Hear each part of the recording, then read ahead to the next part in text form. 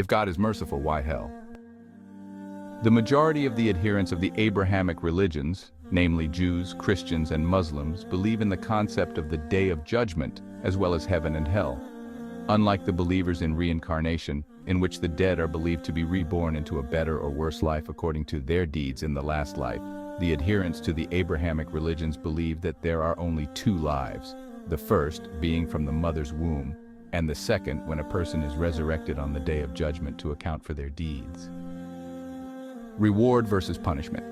So, in general, people believe in the concept of reward and punishment in various religions, but not in the same linear form.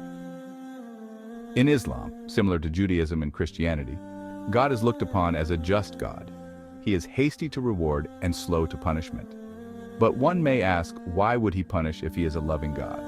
It all boils down to whether we believe in God or not.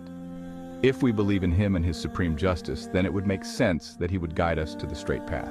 This is only possible through revelations sent down to his prophets, which they relayed to their people.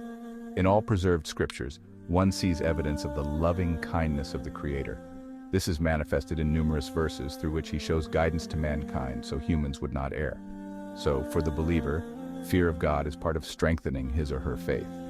One knows that in believing in God, he must have love, fear, and hope in him. Love and hope are two lengthy subjects. So, since the issue of hell and the justice of the Creator are being discussed here, we concentrate on the attitude of a believer toward fear of God, which will ultimately save him from hell. The believer knows there are rewards and punishments and the ways which one may achieve either one. So, he distances himself from God's punishment and draws himself toward his pleasure and mercy, and thus he attains greater spiritual fulfillment.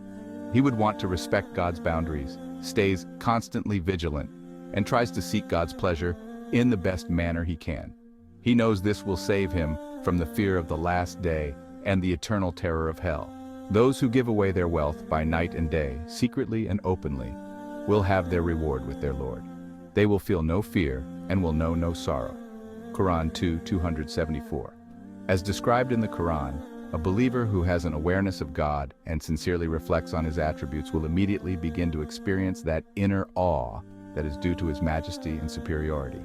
Thus, his infinite power will create within the believer a fear full of absolute awe. As a result of the believer's vigilance and sincerity, God will reward him by his infinite mercy with tranquility in this world and in the hereafter with paradise. For those who fear the station of their Lord, there are two gardens. Quran 55:46. Yet one may ask, how would I know what pleases or displeases Allah? The answer is clear. One must gain knowledge of their Creator by understanding his words through the Quran. Only those of his servants with knowledge have fear of Allah. Allah is Almighty, ever forgiving. Quran 35:28. Such believers would understand that the justice of Allah is unmatched.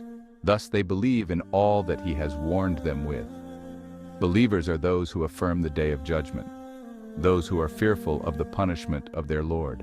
No one is safe from the punishment of his Lord. Quran 70:26-28. Such is the justice of Allah, and the believer relies on no one but Allah in fear and hope. They call on their Lord in fear and ardent hope. Quran 32:16. About this issue, Prophet Muhammad, peace be upon him, said, "When the heart of a believer is filled with these two feelings of hope and fear, Almighty Allah fulfills his hope and saves him from what he fears." Ibn Majah. What about those who reject the Day of Judgment when they meet their Lord and witness the heaven and hell? The real losers are those who lose themselves and their families on the day of rising. Is not that clear loss?